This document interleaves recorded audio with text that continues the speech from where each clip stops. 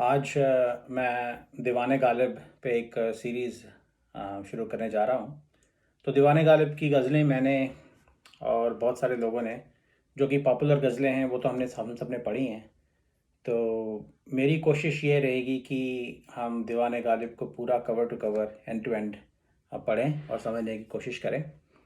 If you are interested you can follow along. तो आज हम जो दीवाने गालिब की पहली गज़ल है, नक्श फरियादी है किसकी शौक़ी तहरीर का, उसको पढ़ेंगे।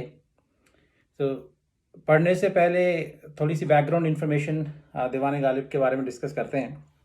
सो दीवाने गालिब का जो पहला एडिशन पब्लिश हुआ था वो 1841 में हुआ था, और गालिब साहब की ज़िंदगी के दौरान इसके 5 एडिशंस पब्लिश किए गए, और लास्ट एडिशन 1863 में पब्लिश हुआ।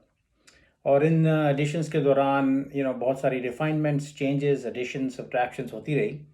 तो जो पहला एडिशन पब्लिश हुआ था उसमें कोई 1100 के करीब शेर थे, टू बी एग्जैक्ट 1093।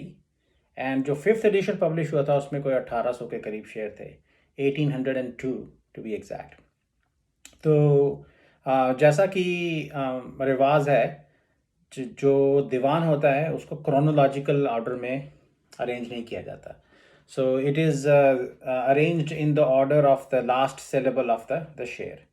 एंड किसी टाइम सीरीज़ के क्रोनोलॉजिकल या किसी थीमेटिक ऑर्डर पे इसको ऑर्गेनाइज नहीं किया जाता। Same is the case with दीवाने गालिब। लेकिन कुछ ऐसे रिसर्चर्स हुए हैं, स्पेशली कालिदास गुप्ता रज़ा, जिन्होंने इसको क्रोनोलॉजिकल ऑर्डर में अरेंज करने की कोशिश की है, so that they can do historical research into the evolution of गालिब्स शायरी, कि वो अपने उम्र के किस मकाम में किस तरह की शायरी लिखते थे। बहुत सारे शेरों को उन्होंने चेंज भी किया है over a period of time. तो उन्होंने उस एवोल्यूशन को स्टडी करने के लिए उसको क्रोनोलॉजिकल ऑर्डर में भी ऑर्गेनाइज करने की कोशिश की है। लेकिन जो ट्रेडिशनल दीवान है वो क्रोनोलॉजिकल नहीं है। तो दीवाने गालिब के दो बहुत मशहूर नुस्खे हैं। नुस्खे मींस मैन्युस्क्रिप्ट्स। तो एक इंटरेस्टिंग बात यह है कि गालिब साहब की डेथ के डेकेड्स बाद ये नुस्खे जो हैं वो मिले। तो पहला नुस्खा जो है उसको कहा जाता है नुस्खा भोपाल अव्वल। वो भोपाल में कहीं मिला था। तो वो गालिब साहब ने 1816 में अपनी हैंड राइटिंग में उसको कंपाइल किया था। And at that time Mirza Ghalib was about 19 years old. And जो दूसरा नुस्खा दीवाने गालिब का मिलता है उसको कहा जाता है नुस्खा हमीदिया, जो 1821 में गालिब साहब ने लिखा था, जब वो 24 साल के थे। तो बिटवीन सो आप देख लीजिए कि 19 साल तक उन्होंने पहला मैन्युस्क्रिप्ट लिख दिया था। फिर जो दूसरा मैन्युस्क्रिप्ट लिखा वो 24 साल की उम्र में लिखा। तो 19 साल का एक इंसान, उसने इतनी कॉम्प्लेक्स शायरी लिख डाली। It's a testimonial to Mirza Ghalib's genius. तो I think this is very interesting historical information about the दीवाने गालिब also। तो जैसे जैसे हमको किसी पर्टिकुलर गज़ल या शेर के बारे में कुछ इन्फॉर्मेशन मिलेगी, मैं कोशिश करूँगा उसको शेयर करूँ। और आखिरी एक बहुत इंटरेस्टिंग चीज़ ये है कि आज मिर्ज़ा गालिब को एक बहुत बड़ा उर्दू का शायर माना जाता है, शायद सबसे बड़ा उर्दू का शायर माना जाता है। लेकिन मिर्ज़ा गालिब साहब ने अपनी ज़िंदगी सारी गुजार दी पर्शियन के शायर बनने की कोशिश में। तो उनका जो पर्शियन का कलाम है वो कहते हैं कि उर्दू के कलाम से कोई 5 गुना बड़ा है। मैंने पढ़ा नहीं है उसको, लेकिन that's what I have come to know. तो आप ये इसको ट्रेजेडी कह लें या इसको एक पैराडॉक्स कह लें कि आज मिर्ज़ा गालिब को हम उर्दू के इतने बड़े शायर मानते हैं, लेकिन उन्होंने अपनी पूरी ज़िंदगी पर्शियन के शायर की फॉर्म में रिकग्निशन गेन करने की कोशिश में गुजार दी। So the guy wanted to be known as a good Persian शायर, and here we are recognizing him as the biggest शायर of Urdu। तो ये एक आयरनी है गालिब साहब की लाइफ की, और इस दुनिया की इन जनरल चीज़ें कहाँ से कहाँ पहुँच जाती हैं। तो एनीवेज, तो चलिए शुरू करते हैं। इसकी पहली गज़ल जो है उसका पहला शेर ये है कि नक्श फरियादी है किसकी शौखी ये तहरीर का, कागज़ी है पैरहन हर पै करे तस्वीर का। ये जो पहला शेर है इसके ऊपर मैंने एक आधे घंटे का वीडियो किया है। अगर आप चाहें तो उस वीडियो में इसका डिटेल एनालिसिस जो है वो देख सकते हैं। आज हम इसको इतने डिटेल में एनालाइज नहीं करेंगे, at a high level will look at it. तो नक्श फरियादी है किसकी शौखी ये तहरीर का, कागज़ी है पैरहन हर पै करे तस्वीर का। काव कावे सख्त जानी हाय तन्हाई न पूछ, सुबह करना शाम का लाना है जुए शीर का। जज्बाए बे इख्तियार शौक देखा चाहिए, सीनाए शमशीर से बाहर है दम शमशीर का। आगाही दामे शुनीदा जिस कदर चाहे बिछाए, मुद्दा अन का है अपने आलम तकरीर का। ये गालिब साहब की शायरी का एक बहुत ही मशहूर शेर है, which points to the complexity of Mirza Ghalib's shayari. आगाही दामे शुनीदा जिस कदर चाहे बिछाए, मुद्दा अन का है अपने आलम तकरीर का। बस के हूँ गाले बसीरी में भी आतिश ज़ेर पा, मुँह आतिश दीदा है हल्का मेरी जंजीर का। तो इस गज़ल में जब इसके मैन्युस्क्रिप्ट्स को एनालाइज किया गया तो इसके अंदर कुछ और भी शेर जो हैं वो पाए गए, लेकिन जो शेर अभी तक मैंने पढ़े, these are the ones that were selected for publishing in Diwan Ghalib. तो जो अनपब्लिश शेर हैं, ना सिर्फ इस गज़ल के या दूसरी गज़लों के भी, उनको हम एनालाइज नहीं करेंगे। हम सिर्फ पब्लिश्ड वर्जन ऑफ दीवान गालिब में जो शेर हैं उन्हीं को पढ़ेंगे और एनालाइज करेंगे। तो चलिए इसके शेरों को देखते हैं। पहला शेर जो कि बहुत ही मशहूर है, नक्श फरियादी है किसकी शौखी ये तहरीर का, कागज़ी है पैरहन हर पै करे तस्वीर का। तो ये शेर और ये पूरी गज़ल ही काफ़ी कॉम्प्लिकेटेड है। तो इसके अंदर जो वर्ड्स यूज़ किए गए हैं, नक्श, नक्श मीन्स ए पेंटिंग। आप इसको किसी आर्टिस्ट की क्रिएशन की सेंस में भी देख सकते हैं। फरियादी means somebody who is a petitioner, जो कोई कंप्लेंट लेके आया हो किसी बादशाह के सामने या किसी कोर्ट में या इवन खुदा के सामने। शौखी तहरीर का मतलब होता है मिस्चीवियसनेस ऑफ राइटिंग। या तो कागज़ी means made of paper, so it's pairahan means garment. और पैकरे तस्वीर मतलब जो तस्वीर के अंदर जो चेहरा है उसके अंदर, या जो जो फिगर या कोई पिक्चर के अंदर जो कोई चेहरा बनाया गया है या कोई फिगर बनाई गई है, उसको आप पैकरे तस्वीर कह सकते हैं। तो इसका लिटरल मीनिंग तो ये है कि नक्श फरियादी है किसकी शौखी है तहरीर का, that in this case this picture or this plaintiff is a plaintiff for whose mischievousness of writing, and every figure in this picture is wearing a robe of paper, right? अब इससे इसका मतलब बिल्कुल भी समझ में नहीं आता, but anyways I thought it's useful to mention the literal meaning to set the context. तो इसमें हो ये रहा है, जैसा मैंने कहा कि इसका मैंने आधे घंटे का पूरा वीडियो इससे शेयर पे किया है, तो आप उसको देख सकते हैं।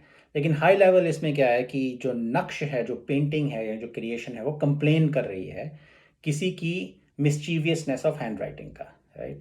तो इसका जो सीधा साधा मतलब, जो पॉपुलर मीनिंग है, वो ये है कि नक्श इस केस के अंदर क्रिएशन है। ये दुनिया जो है वो खुदा की जो क्रिएशन है वो इस केस के अंदर नक्श है या नक्शा है, राइट?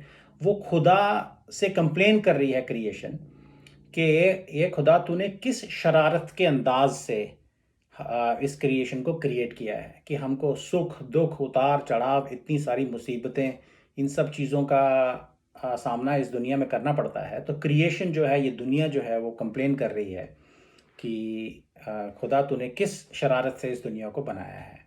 और आगे से जवाब लेकिन ये आता है कि कागज़ी है पैरहन हर पै करे तस्वीर का, कि इस कंप्लेन का कोई मतलब नहीं बनता, क्योंकि इस क्रिएशन के अंदर जो भी इंसान मौजूद हैं या जो भी फिगर्स मौजूद हैं, जो चेहरे हैं इस क्रिएशन के अंदर, उन्होंने कागज़ी जामा पहना हुआ है, एक फ्लिम्जी जामा पहना हुआ है। गालिब साहब की दुनिया में आप कह सकते हैं कि जवाब ये आ रहा है कि ये ख्याली दुनिया है, इस दुनिया का कोई इनहेरेंट एग्जिस्टेंस है ही नहीं। तो फिर आप किस कंप्लेन जो है वो आपकी जायज़ नहीं है। आप कंप्लेन किस बात की कर रहे हैं, आप तो एग्जिस्ट ही नहीं करते। या तो ये बहुत कॉम्प्लेक्स कॉम्प्लिकेटेड मेटाफर है, राइट? तो इसको समझने के लिए आपको थोड़ा हो सकता है टाइम लगे और इसके बारे में सोचना भी पड़ेगा।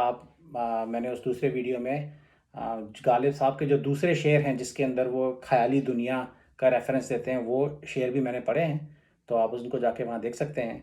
इन a nutshell, I think the what is being said in this sher is कि ये दुनिया कंप्लेन कर रही है खुदा से कि तूने किस शरारत, किस शोखी से इस दुनिया को बनाया है कि हमको इतनी मुसीबतों का, सुख दुख, इन सब चीज़ों का सामना करना पड़ता है। और आगे से जवाब ये आ रहा है कि ये दुनिया तो ख़याली दुनिया है और इस कंप्लेन का कोई मतलब भी नहीं बनता। तो अगला शेर देखते हैं कि काव कावे सख्त जानी हाय तन्हाई न पूछ, सुबह करना शाम का लाना है जुए शीर का। मेरे ख्याल से बहुत ही खूबसूरत शेर है। जो काव काव जो पहला जो वर्ड्स आए हैं उनका मतलब है कि डिगिंग और एक्सकेवेशन, राइट। तो काव कावे सख्त जानी, तो this is like the digging involve in life, कि ज़िंदगी में आपको जो खुदाई करनी पड़ती है, या तो आप उसके मायने ऐसे इंटरप्रेट कर सकते हैं। या फिर the digging done by life itself, right, जो ज़िंदगी आपकी आपकी खुदाई जो करती है, राइट, उसको भी आप कह सकते हैं काव कावे सख्त जानी। तो so kav is sakht jani, as I said, it's the digging or excavation involved in Mirza Ghalib's hard life, or that is done by the life himself, or life itself, on Mirza Ghalib, or human beings in general. Sakht jani means the state of having a tough life. तो तन्हाई is solitude, अकेलेपन की state को तन्हाई कहा जाता है। जुए शीर का मतलब होता है ए रिवर ऑफ मिल्क, कि दूध की नदी बहा देना। इसके अंदर जो जिस स्टोरी का मेटाफर यूज़ किया गया है वो शीरीन और फरहाद की स्टोरी है। सो फरहाद इन ए नटशेल, उसको ये टास्क दिया गया था कि तू शीरीन के लिए, जिससे वो प्यार करता था, उससे एक पहाड़ खोद के उसके अंदर से एक दूध की नदी बहा दे, राइट। लेकिन जैसे ही उसने वो टास्क फिनिश किया या वो करने वाला था, तो उसको ये खबर दी गई कि शीरीन जो है वो मर गई है। तो जिस कुल्हाड़ी से वो उस पहाड़ को तोड़ रहा था, खोद रहा था, उसी कुल्हाड़ी से उसने अपने आप को मार लिया, राइट। तो इस हिस्टोरिकल स्टोरी का रेफरेंस इसके अंदर यूज़ किया गया है। इन ए नटशेल वो ये कह रहे हैं कि मेरी जो तन्हाई की जो ज़िंदगी है वो बहुत ही मुश्किल है, राइट। और मेरे लिए सुबह करना शाम का, कि ये जो तन्हाई की जो शाम है इसको सुबह करना, इसको, इस तन्हाई की शाम को या इस तन्हाई की रात को गुजारना और सुबह सुबह तक सरवाइव करना ऐसा है जैसे कि पहाड़ काट के दूध की नदी बहाना है। मीन्स इट्स वेरी टफ, या। सो वो उन्होंने मेटाफर इसके अंदर या हिस्टोरिकल रेफरेंस इसके अंदर यूज़ किया है। Effectively what he saying is कि मुझसे मत पूछो। How do I describe, it's a rhetorical question obviously. ना पूछ इज़ ए रिटोरिकल क्वेश्चन। इसमें कोई जवाब तलब नहीं किया जा रहा, it's trying to make a statement. तो कहते हैं कि मेरी तन्हाई की जो सख्त ज़िंदगी है वो किस तरह से गुजर रही है, आप मुझसे मत पूछो, मैं बता नहीं सकता। ये जो तन्हाई की जो शाम है इसका सुबह करना ऐसा है, इतना मुश्किल है जैसे कि पहाड़ काट के दूध की नदी बहाना। काव कावे सख्त जानी हाय तन्हाई न पूछ, सुबह करना शाम का लाना है जुए शीर का। ये आप सोच सकते हैं कि लाइफ की काफ़ी सारी टफ सिचुएशंस के अंदर इस शेर को हम इस्तेमाल कर सकते हैं। अगला शेर जो है मेरे ख्याल से वो थोड़ा कॉम्प्लिकेटेड है कि जज्बा ए बे इख्तियारी इख्तियार शौक देखा चाहिए, सीना ए शमशीर से बाहर है दम शमशीर का। या तो जज्बा ए बे इख्तियार शौक, या इसका मतलब ये है कि बे इख्तियार का मतलब होता है लैक ऑफ कंट्रोल, राइट। आपका किसी चीज़ के ऊपर इख्तियार नहीं है, राइट। और शौक is it's the state of frenzy, it's a state of love. तो कहते हैं कि द स्पिरिट ऑफ लव और lovers frenzied state is worth seeing, या कि इस आशिक की जो जज्बा है, जो स्पिरिट है या जो इमोशंस हैं, और जिस तरह से वो प्यार में या अपने प्यार के जुनून में बेख्तियार हुआ बैठा है, या कि उसने अपना पूरा कंट्रोल खो दिया है, उसका कोई अपने अपने आप के ऊपर, अपने इमोशंस के ऊपर, अपनी ज़िंदगी के ऊपर कोई इख्तियार नहीं रहा। That state is worth seeing, देखा चाहिए, लाइक इट्स वर्थ सीइंग। सीना ए शमशीर से बाहर है दम शमशीर का। सीना ए शमशीर का मतलब है शमशीर का मतलब होता है तलवार, और सीना हो गया द चेस्ट और द ब्रेस्ट। से बाहर है दम शमशीर का, और दम शमशीर का जो तलवार का दम होता है, it's also means the sharp edge of the sword. तो ये थोड़ा कॉम्प्लिकेटेड मेटाफर है। इसके अंदर आप ये इमेजिन करें कि किसी का जो है दम जो है वो निकला जा रहा है, राइट। तो तलवार का जो जो सीना है वो उसकी शार्प एज से बाहर दौड़ता हुआ जा रहा है। किस लिए दौड़ता हुआ जा रहा है? उस आशिक को मार देने के लिए, राइट। तो वो इस the sword, or the edge of the sword, is jumping out at the ashik in this case to slay him, right. So uh, one point of view that you can take is that in this case the state is being described, the state that is being described is that the lover is too eager to die. He is too eager. He's welcoming the state where he would sacrifice himself, or get himself killed in the path of his love. Yeah. तो वो state जो है वो describe की जा रही है, वो कम्प्लीटली बेख्तियार हो चुका है। या और उसकी स्टेट इस तरह की है कि कोई तलवार उसकी तरफ दौड़े हुए आ रही है और वो उसको वेलकम कर रहा है। He just wants to end his life in love, sacrifice himself. जज्बाए बेख्तियार शौक देखा चाहिए, सीनाए शमशीर से बाहर है दम शमशीर का। तो अगला शेर देखिए, ये बहुत ही इंटरेस्टिंग शेर है कि आगाही दामे शुनीदा जिस कदर चाहे बिछाए, मुद्दा अन का है अपने आलम तकरीर का। तो ये गालिब साहब ने पूरा, अक्सर ये कहा जाता है, उनके अपने टाइम में भी ये कहा जाता था कि उनकी शायरी जो है वो बहुत कॉम्प्लिकेटेड है, और वो सिंपल शायरी लिखना भी नहीं चाहते थे, राइट। वो ऐसे रोज़मर्रा की तुकबंदी की शायरी नहीं लिखना चाहते थे, right. He wanted to write complex shayari जिसके मीनिंग्स जो हैं वो इवॉल्व होते रहें, राइट।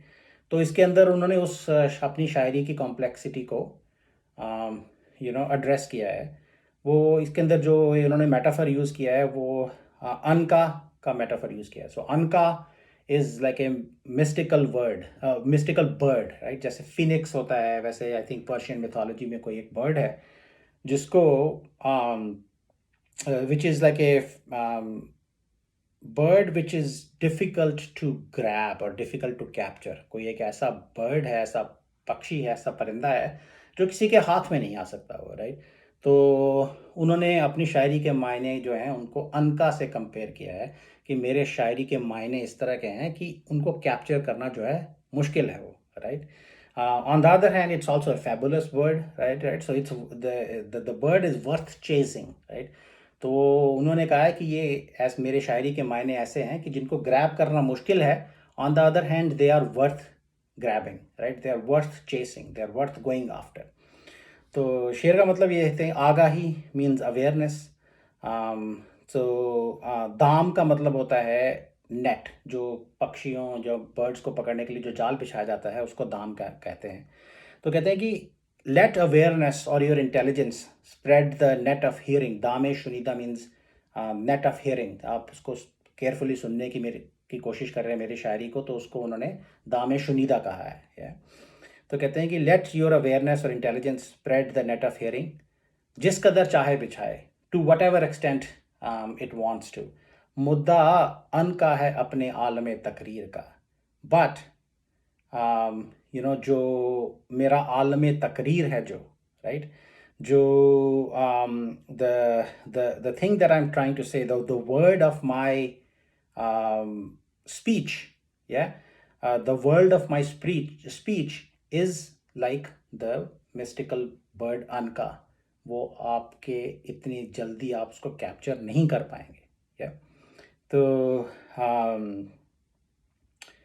ये बेसिकली उन्होंने अपनी शायरी की, जैसे सेड, क्या कॉम्प्लेक्सिटी को डिफ़ाइन किया है कि आप इसको अपनी इंटेलिजेंस या अवेयरनेस से या ध्यान से सुनने की कैपेबिलिटी से इसको आप जितना मर्जी इंटरप्रेट करने की कोशिश करें, आप इतनी आसानी से आपकी समझ में मेरी बात आने वाली नहीं है, is what the gist of this is. तो अब जो आखिरी शेर जो है इसका वो ये है कि बस के हूँ गालिब असीरी में भी आतिश ज़ेर पा, मुँह आतिश दीदा है हल्का मेरी जंजीर का। तो इसमें जो वर्ड्स इस्तेमाल हुए हैं, असीरी का मतलब है बॉन्डेज और इम्प्रिजनमेंट। आतिश ज़ेर पा का मतलब है कि फायर और फ्लेम्स अंडर माई फीट, और the state of having your feet on fire. मुए atish is like a hair that has been burnt by fire. And muए atish dida means hair that has seen fire, right? The hair that has effectively seen fire or has been burnt by fire. तो आप ये देख सकते हैं कि अगर बाल जो होता है वो अगर जल जाए तो वो एक ऐसे सर्कुलर फॉर्म जो है अडॉप्ट कर लेता है, लाइक इट्स जस्ट के you know a burnt hair tends to kind of roll itself in a circle, and you can, and in this case he's comparing that to a link on the chain that is around his feet in this state of imprisonment. Or halka is like a link or a circle or a loop in a chain. तो वो कहते हैं कि मेरी bondage की state ऐसी है कि मेरे पाँव के नीचे आग लगी हुई है, right? I am in such A state of misery in this bondage or imprisonment that my feet are on fire, and the chains that are holding me are as if the links on those chains are my own hair that have been singed or that have been burnt by that fire. तो मेरे अपने शरीर के body के जो बाल हैं वो जल के ऐसे हो गए हैं कि उन्होंने एक चेन बना ली है और उसी चेन ने मुझे बांधा हुआ है। तो ये उनकी कॉम्प्लेक्स इमेजिनेशन और कॉम्प्लेक्स मेटाफर्स हैं जो उन्होंने यूज़ किए हैं। इफ़ेक्टिवली द सिचुएशन तो ये है कि वो उनको बांधा हुआ है, जेल में बांधा हुआ है, या ज़िंदगी की बॉन्डेज ने उनको बांध रखा है, और he is restless, he is impatient. Having feet on fire is the state of being impatient or restless or in extreme kind of emotional distress. और उस स्टेट को उन्होंने इसके अंदर डिस्क्राइब किया है, और उनकी बॉडी ऐसी एक्सपीरियंस से जा रही है कि उनका एक एक जो बॉडी के ऊपर जो बाल है वो उसी जंजीर का एक एक हल्का बन गया है।